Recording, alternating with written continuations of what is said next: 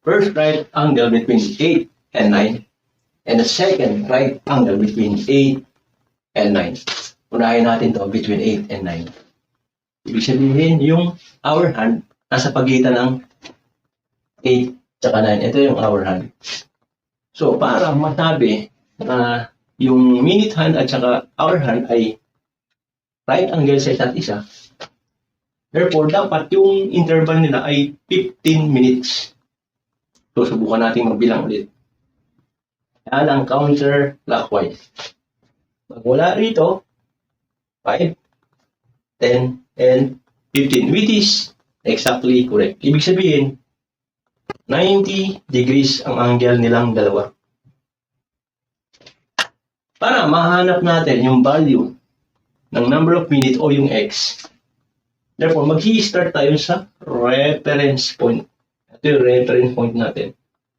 Up to minute. Therefore, mangyayari niyan, magmula rito hanggang dito. Minute hand. This is actually a minute hand. So, kung titingnan natin sa clock na to, ito yung x, ano? Therefore, yung x is equivalent to magmula dito sa reference hanggang 5 is 25.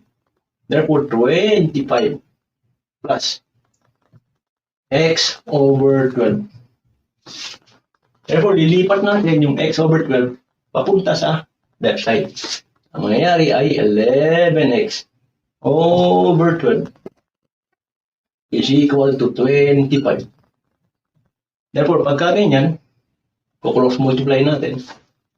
Therefore, 11x is equals to 25 times 12 is equivalent to 25 times 12 equals to 300. Therefore, to get the value of x, divide both sides by 11. Answer, therefore, x equals to 27.27 minutes. Therefore, our final answer is 08 and 27.27 minutes. Punta naman po tayo sa kabila. Still, ganun pa rin ha. Yung hour hand nasa gitna ng 8 and 9. This is an hour hand. So, parang sila ay right angle, masabi right angle, dapat is 15 minutes yung interval. O, so magbibilang lang tayo, kaya nga lang clockwise direction. Magmula rito, 5, 10, 15, which is equal to 90 degree angle.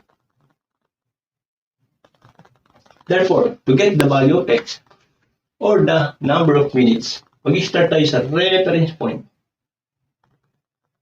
Hanggang dito. This is the x. Therefore, x is equivalent to, titingnan natin yung clock. Mula rito hanggang 11 is 55. Therefore, dadagdag natin yung x over 12. Therefore, 55 plus x over 12. What will happen? Ilipat natin yung x over 12. Magiging 11x over 12 is equals to 55. Then, cross multiply. 11x is equals to equivalent to 660. Divide both sides by 11. Therefore, x is equals to 60 minutes. Pag sinabi natin 60 minutes, equivalent to 1 hour yun, di ba? For 1 hour. Therefore, yung final answer natin, since between 8 and 9 and 8, madadagdagan ng 1 hour, sakto magiging 9 o'clock.